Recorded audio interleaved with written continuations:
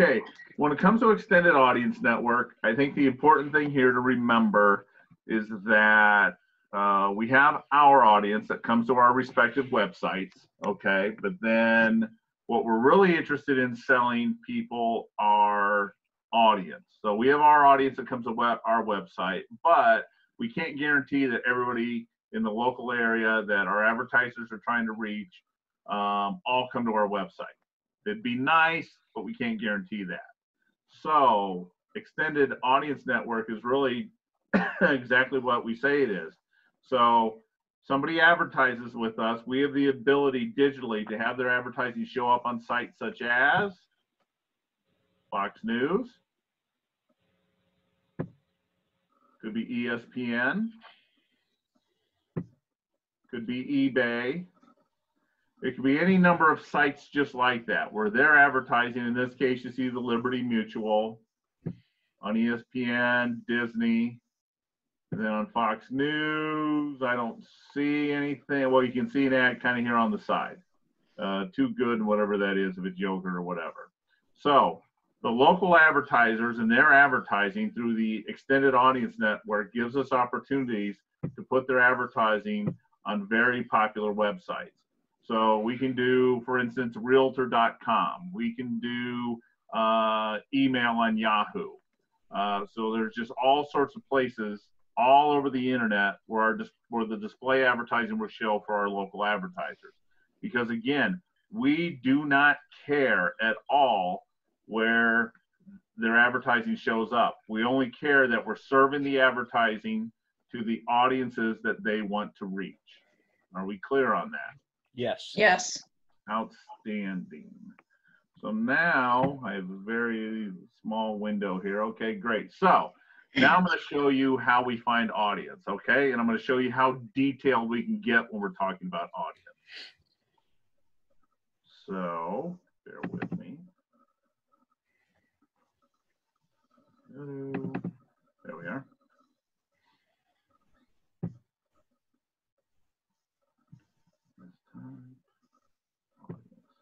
So once again, this is our demand side platform. This is the technology we use to schedule all of our network digital advertising, whether that be extended audience network, what we're talking about right now, whatever, or radio, video, basically almost anything we do, we use our demand side platform to do it. Demand side platform is DSP for short, not something you really ever have to get into with your advertiser. So first thing I'm going to show you, I'm going to leave a lot of stuff left out here, not to worry about. But when we're out selling and we're talking to people what we can do, the first thing we do with any campaign is location. We want to know, where do you want your ad showing up? So there's a number of different ways that we can do this. Number one, we can pick very specific geography. So let's say somebody said Hudson, New York, which I shouldn't have done because I end up with a bunch of Hudsons nationwide. But as you can see, every Hudson that's an actual town or city in the United States comes up as a target. And in our case, we just want Hudson. And notice down here it filled in. Everybody see that? Yes. And then let's say we wanted to target Catskill. There's only one Catskill in all the United States, and it's in New York. Wow. That's one way that we can target geographically. The other way we can target is, let's say somebody wants to target a large city and the surrounding areas of that large city, commonly known as a DMA, and you can see, so every DMA, every large city has its own code. So we look up, and let's just use Hudson as our example. Let's say we wanted Albany, New York. And there it is. So Albany is 532. That's their code, which really isn't that important, but we're targeting the Albany DMA. And that's a combination of Albany, Schenectady, and Troy. And then the little communities within that or nearby it. I say yes, I add the code, and there it's been added there. So I can go very specifically by a town, and I can pick multiple towns, or I can do it by a DMA, which is basically a designated designated market area. It's a broadcast term mostly, and I can pick an area just like that. Now, the final way that I can pick something is by zip code. So 14020, that's the zip code I am right now. I can add that, and as you can see, I'm now targeting the zip code of 14020. Now, zip code is actually my favorite way to target because we're getting so specific right here. So, you know, let's say within Albany, New York, we have a number of different zip codes within the confines of Albany, New York. But if we just wanted to target a few zip codes within Albany, but not all of Albany, then that's the way we would do it, would be by zip code. Another advantage to zip code, at least with our DSP, I'm getting that confused with DMA, but our DSP is that if somebody wanted to target Jefferson County, okay, here's what I do. Because the DSP doesn't recognize counties at all. Has no idea what a county is. So what I have done, if I've done this correctly, let me see if I can minimize this so I can see what I'm doing. I've not done it correctly, so we might edit this out. I have another way of doing it, bear with me. So what I've done for all of our areas, I'll use St. Lawrence County as the example. I did find it pretty quickly here. I've got all the zip codes for every single one of our counties. So when I'm targeting a specific county, in this case, St. Lawrence, I'm targeting every zip code within that county. And again, I'm doing that because I don't have the ability to search for counties using the technology I have. So I just take care of that by going after all the zip codes within that county. And that's how we can deliver a county. So we can do it by town, we can do it by DMA, we can do it by zip code, we can do it by city, we can do it by state, we can do it by multiple states. Wouldn't that be a great sale? But the very first thing for us, and this is what I always say when it comes to selling digital, here's all we really want to know. Who do you want to reach and where are they? We don't worry about the where are they, because if they tell us where they are, as you can see, I've got a bunch of different ways to find them. The other thing that I do, and this is really stuff you don't have to worry about, but I just want you all to know, is you'll notice that, for instance, let me go up here. Within St. Lawrence County is Massena, right? Mm-hmm. So what I often do is, let's say somebody wants to target Massena. So I'll target Massena. I've added it. But what I often do is also use the zip code as well. Because depending on the website, depending on how people have identified themselves online, they may do it by the city they're in. They may do it by the zip code. We don't really know. So I'll just put in both. So that way we're targeting the same location 2 different ways. Does that make sense? Yes. Okay, so going back to the very braggadocious phrase that we say is, we can reach whoever you're looking for. We just need to know where they are and who you're looking to reach. We do that through audiences. So what you see, this little list going down the rail here, I hope? Yes. Okay, ALC, Alliant, Atlantic, IQ, and all that, central interest audiences, Claritas. So these are a bunch of, let's just call them digital audience providers, just different companies that have all this audience available. And what we are doing, and I'm going to use Centro as the example, Centro Audience Interest. So what we are doing was, when people come to us and they say they're looking to find people, so let's say people who are interested, and I'll just use the one here in front of me. Well, here's a great one. I'm thinking of Hudson here, specifically Jeanette, who I don't think could join us today. But in this case, cannabis. So let's say somebody wanted to advertise their cannabis shop. Not legally yet in New York, but it certainly is in Massachusetts. Well, we can target them.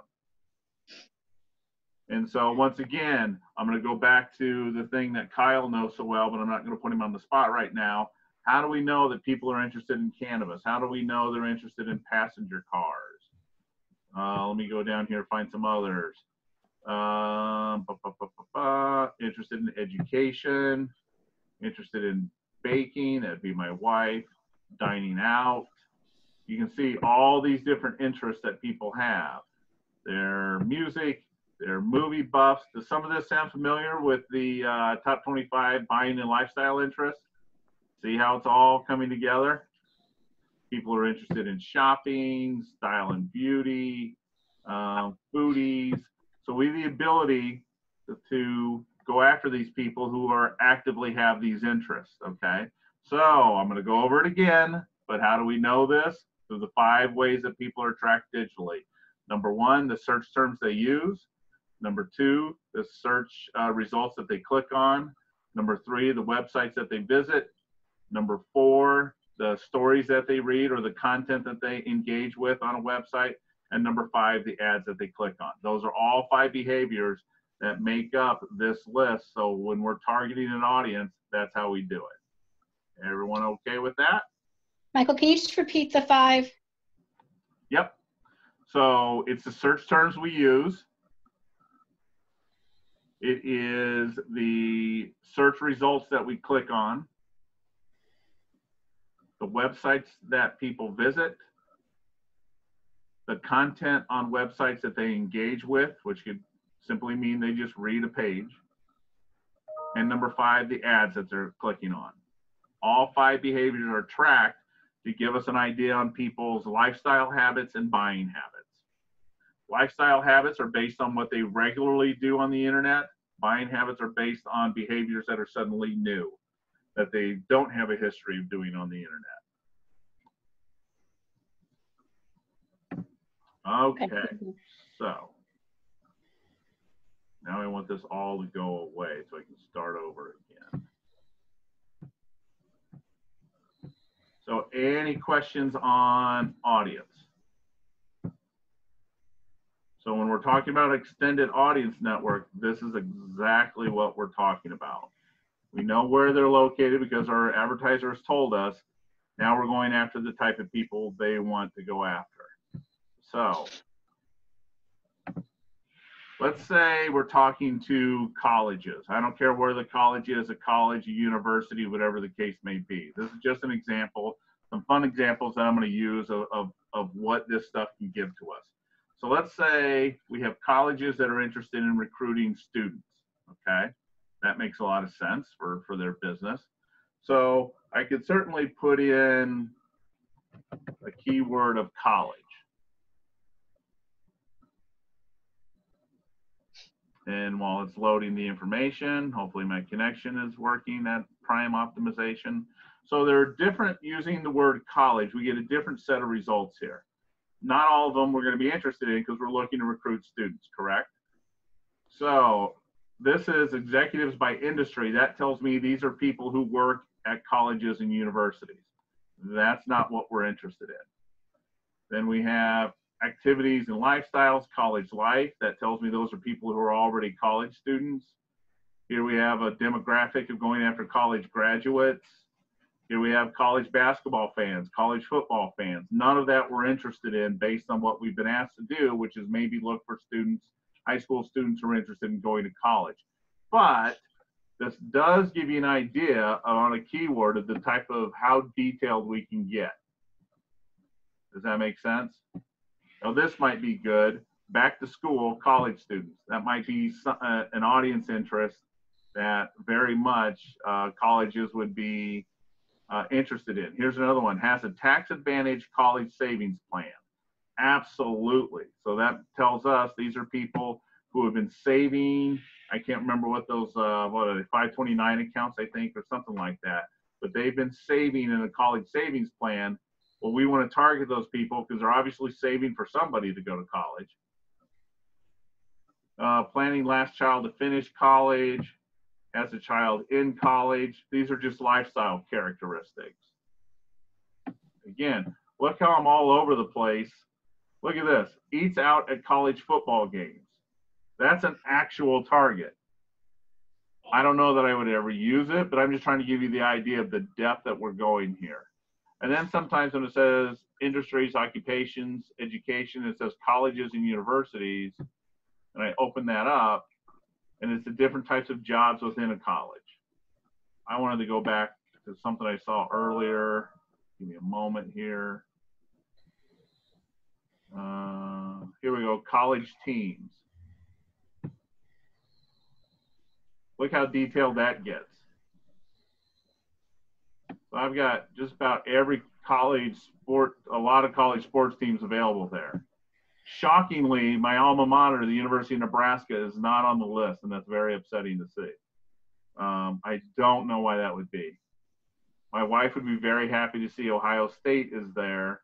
How is Villanova here in Nebraska is not? I don't get it. Anyhow, enough of that. But it gives you an idea, based on the keyword of college, all the different types of audience targets I can find. So we can get really, really creative with this stuff. So let's say we actually landed a request from Villanova, which I think is in Philadelphia, or at least near Philadelphia. So let's say, Villanova wanted to recruit. Well, we might go after people who are fans of Villanova if for any other reason they might want to send their kids there. I'm just saying we're always coming up with all sorts of different ideas. Now, when we come to college students, though, I think I have a better idea, although I really did like that 529 opportunity. The word loan. I love doing this for colleges because anybody who is getting a loan, and I'm not interested in business loans, but here we go. Student loan account holders, yes, I want them. Have student loan balance, I'm not interested in. In the market for student loans, absolutely. Student loan customers, highly likely, likely, unlikely, I'm not obviously going to touch. But you get the point here. When a college wants to find, students to recruit and market themselves to, I would want to go after the people who are going to be who already are getting the money. You know what I mean? Any kid can say they're going to go off to college. Any kid can say that. There's nothing illegal about saying, I want to go to college and then not showing up. But the difference is the people who and what colleges are going to be interested in is who has the money. Who's going to show up day one with the money to go to college? So we can go after people who are in the market for student loans. Pays on time auto lenders, but are also student loan holders. Does that make sense for everybody? Mm-hmm. Yes. So now, and what I do is I hit target, and then all that information comes over here. So when we're doing our needs assessments, which only one person got me a list for their needs assessments, that was Rona. Thank you, Rona. So when we do our needs assessment and we talk about what we're going to propose to people, who they're for the campaigns and the media plan that we feel is best for them, what I do is I put this all together for you. I copy it.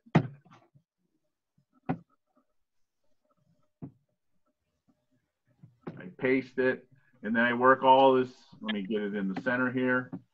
Oops, not what I meant to do, sorry. Come on, bear with me. So what I do is I clean this up, and then we're gonna show the businesses exactly the types of audiences and the audience segments that we're targeting. Does that make sense?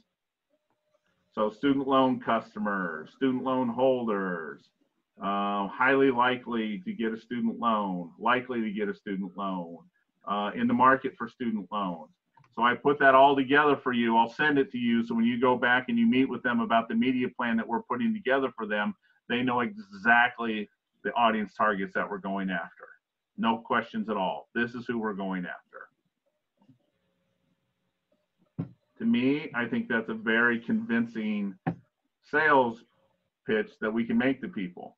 Not only can we target exactly where you want us to target geographically, these are all the different audiences who we're going to be targeting for your business. And you lay it right in front of them. And the nice thing about that is if there's anything there that they don't like, or if there's anything there that there's missing, go ahead, add to it or delete, fine with us. Any questions so Is it far? warm outside? Like, should I put pants on? No. It's nice. I'm not that good of a trainer. There's got to be some people with some questions.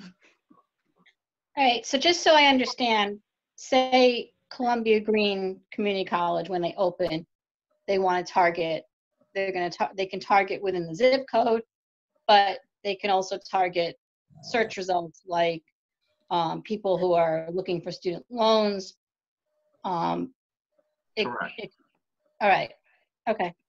But they're doing it within the geography that they've defined for us. Because obviously, Columbia Green Community College, I really doubt they probably want any of their advertising going in New York City or where I am in Western New York, or, you know, they're not going to get the return like they're going to get closer to home. No, they may want to go a county down or something like that, or a few Sure. cities down. Absolutely. Absolutely.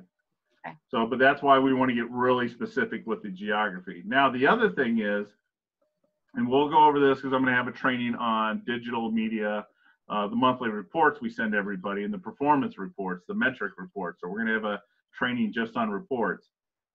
But when we get these reports, everything is reported back to us by zip code. We know exactly the results per zip code that each campaign is getting.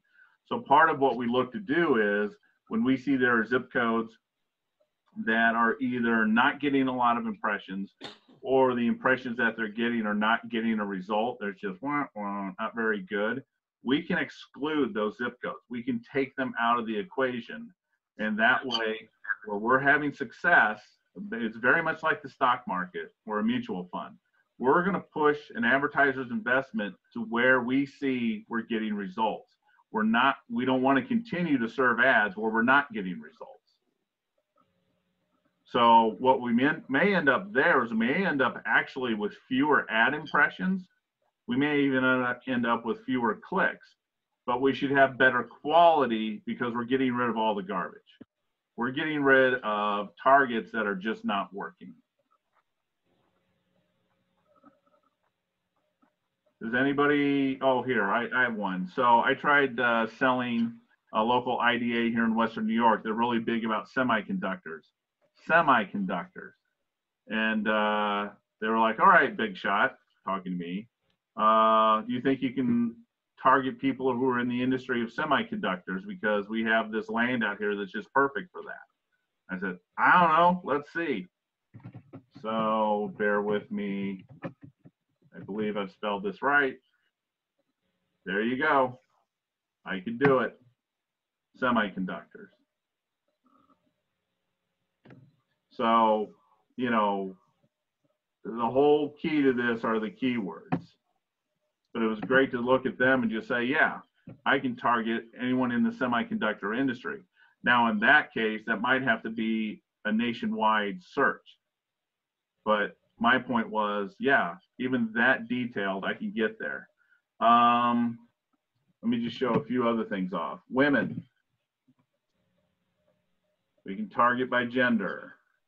Oh, actually, that was a really big mistake for me to do now that I think about it, because women are like half of everything in the world. So it's going to be loading forever here.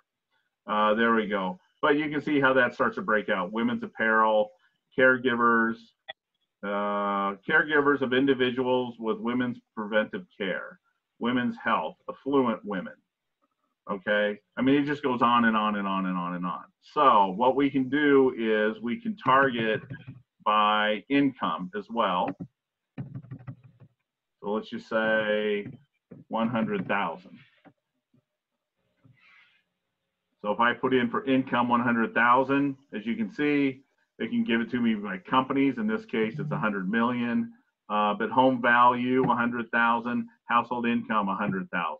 There's just a bunch of different ways, just using the term 100,000, that I get a bunch of different results that we might be able to sell. So I'm not going to continue and go on and on and on. I think you all get the point. But all of this gets layered together. So if someone were to ask me, Michael, could you target women in Genesee County who are in households of $100,000 or more, who are currently in the market to buy furniture? Yes. we can absolutely do that through the DSP because of all the different categories and audience targets that we can hit people. Now, I'm not recommending that. That's a very, very narrow search, but we could do it. So income, college graduates, education level, obviously gender, any type of demographic, I can most likely find it. So we have the geography, we have the audience targets, and then wherever those people go, it does not matter to us at all. We can serve advertising there. Any questions?